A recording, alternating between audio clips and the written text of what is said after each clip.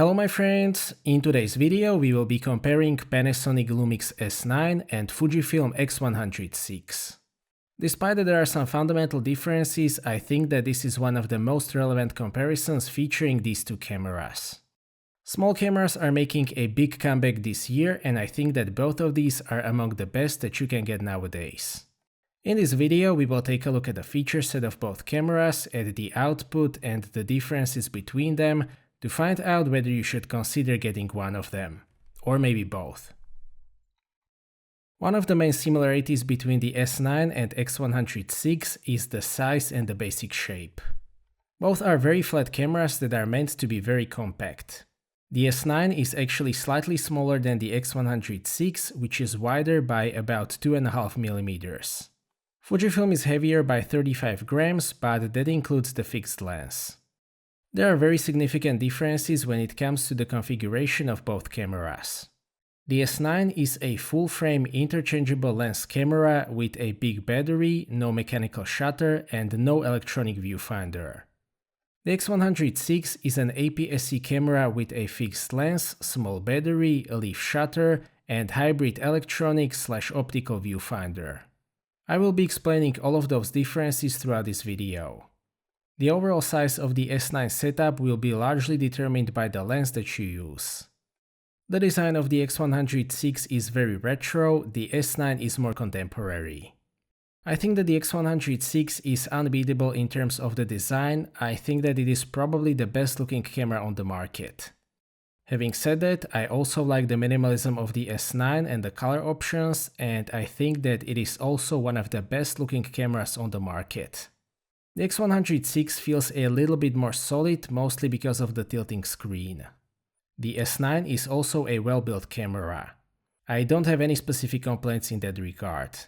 The X100VI can be fully weather sealed as long as you use a filter over the lens.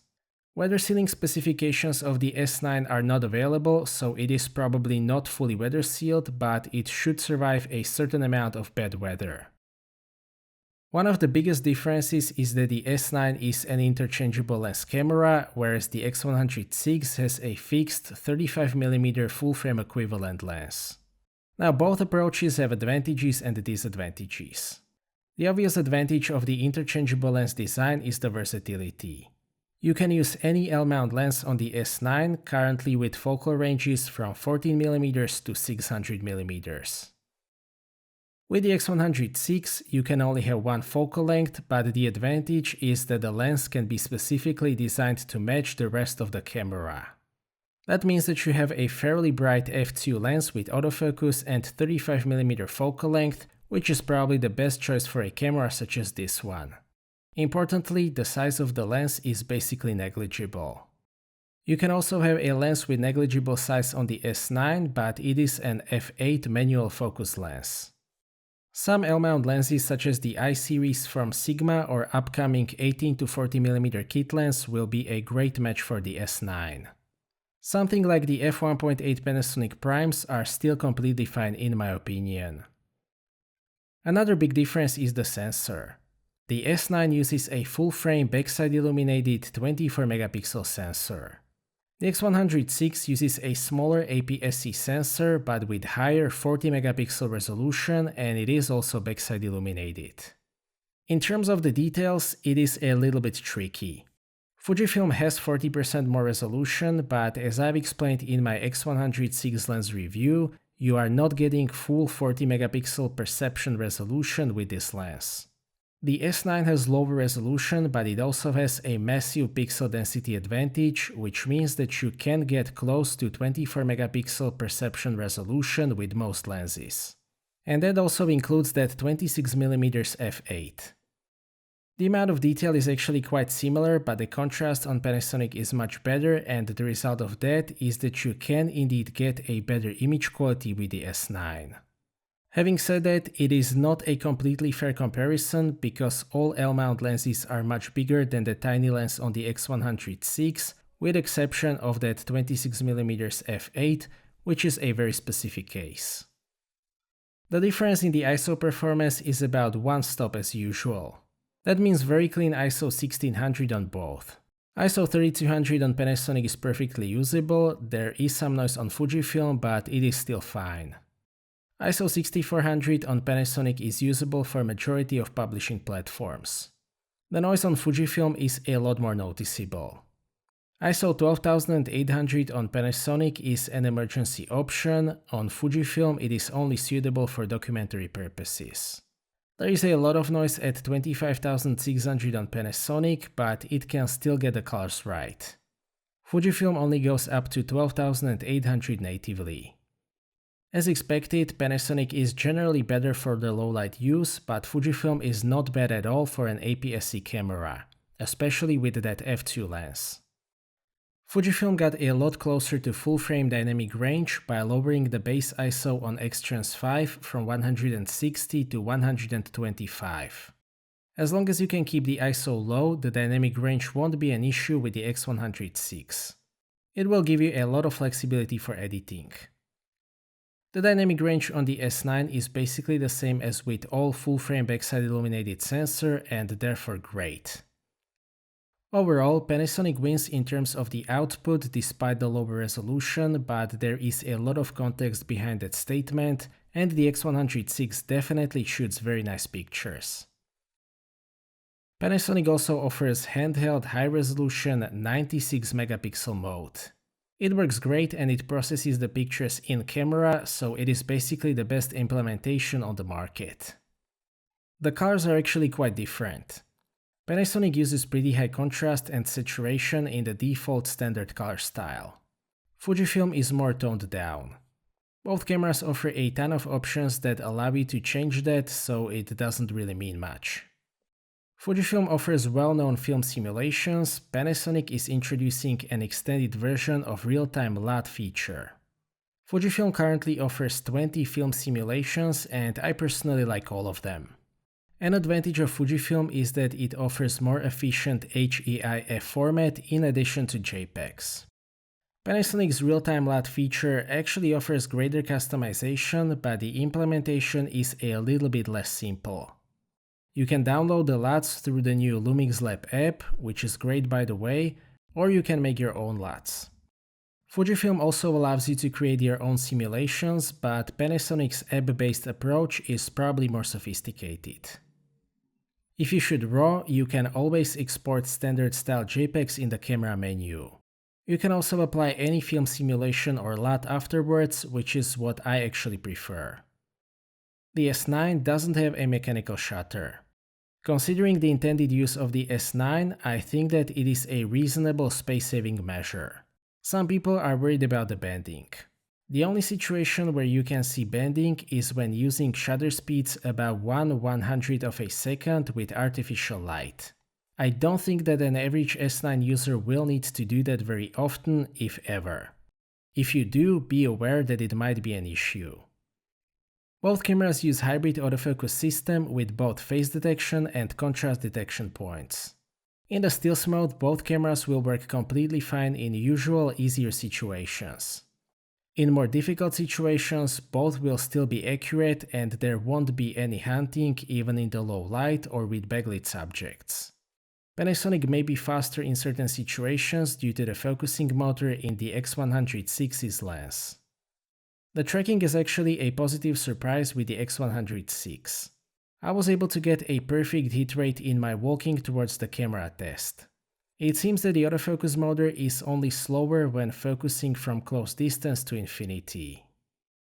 Panasonic's tracking after the firmware update is really good. I am getting perfect hit rate constantly even at 50mm f1.8. This is a great tracking performance and there is absolutely nothing that I can complain about here. In video, both will again work really well in easier usual situations. Panasonic will be significantly better and more consistent in difficult situations. Fujifilm will still be pretty accurate and relatively fast, but the smoothness is not great in more difficult situations. The S9 doesn't really care. It works perfectly in all of my testing scenes, including the SD card scene, which is still Fujifilm's weakness. Fujifilm has finally added touch tracking for video, which works quite well depending on the situation. The selection of focus areas and subjects is still very poor. Panasonic, on the other hand, offers pretty much any area or subject detection option that you can imagine. The autofocus motor is unfortunately not completely quiet on Fujifilm, and it will be picked up by in-camera microphone or shotgun microphone.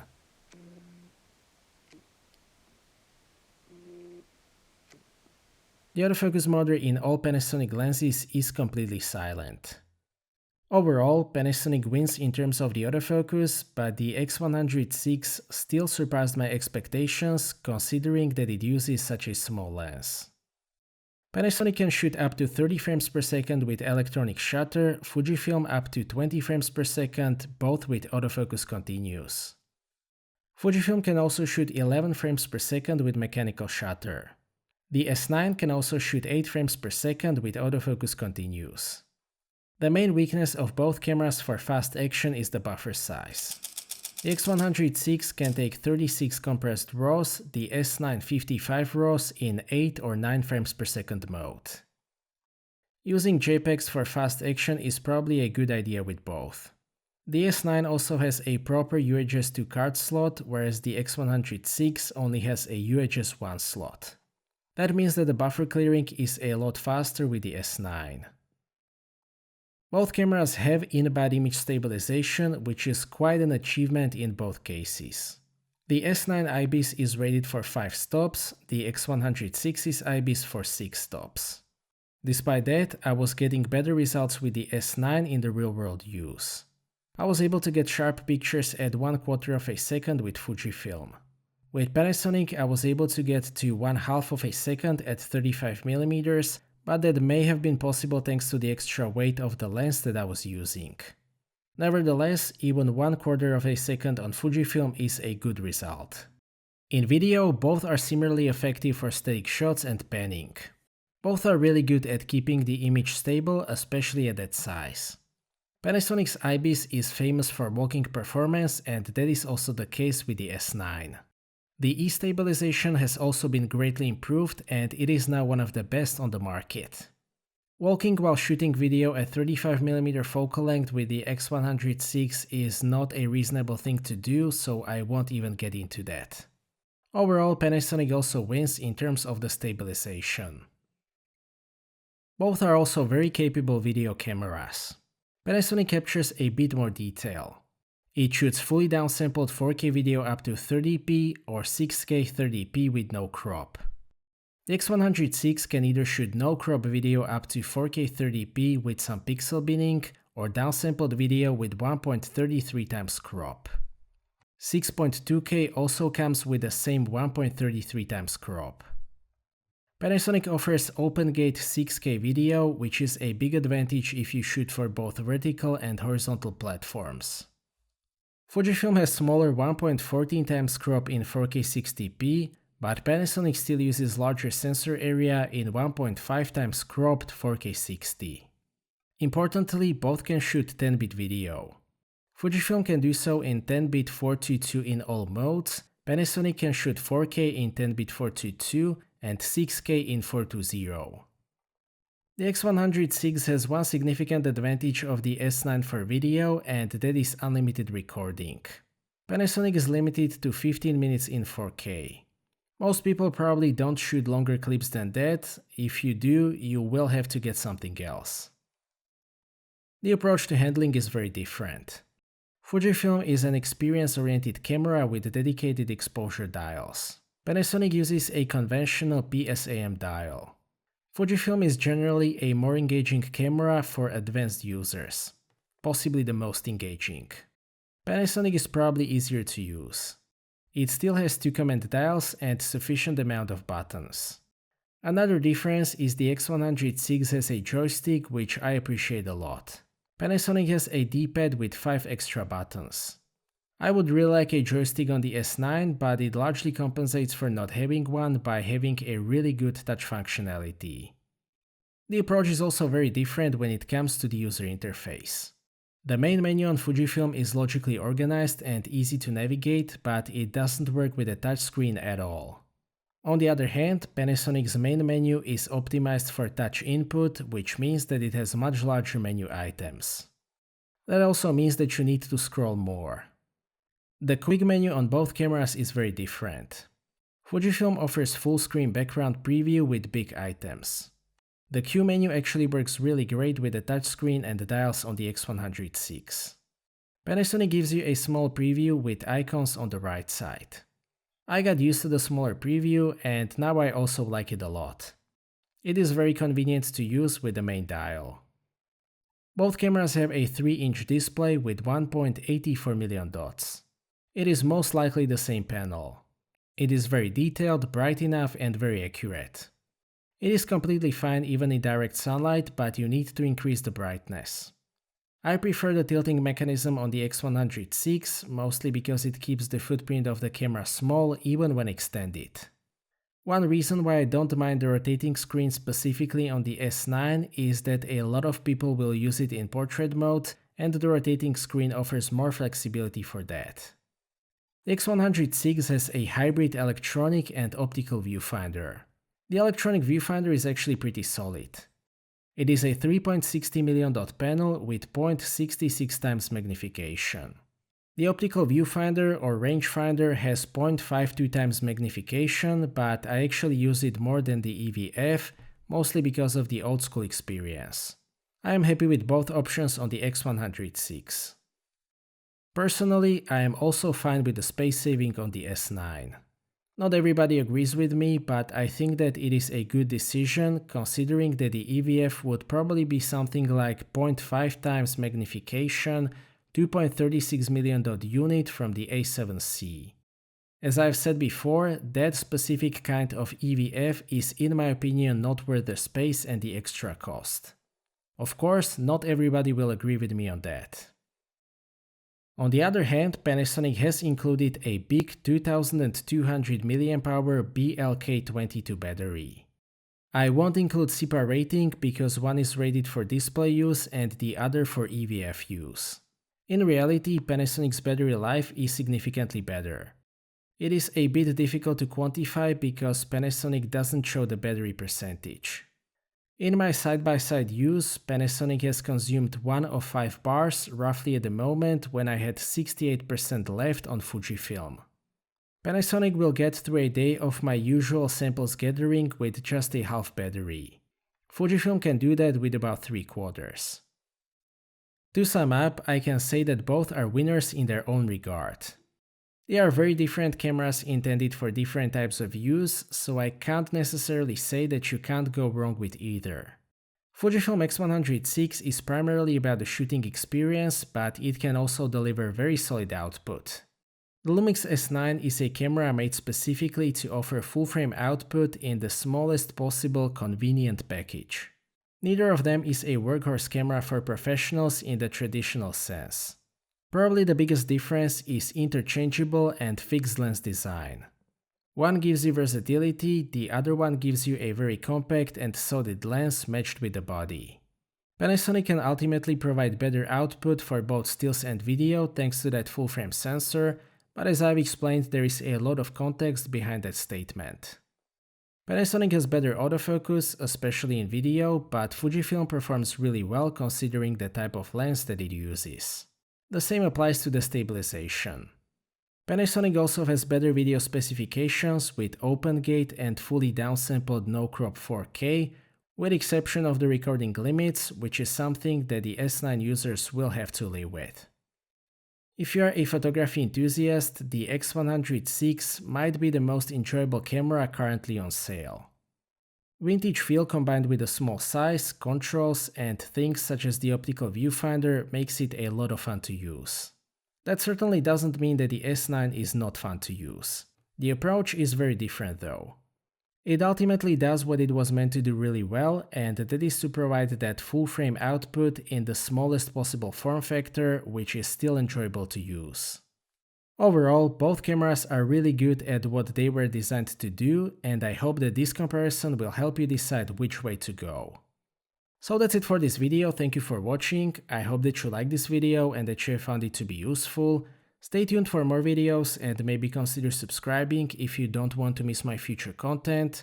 If you would like to ask anything or share your opinion, please do so in the comment section, and see you next time.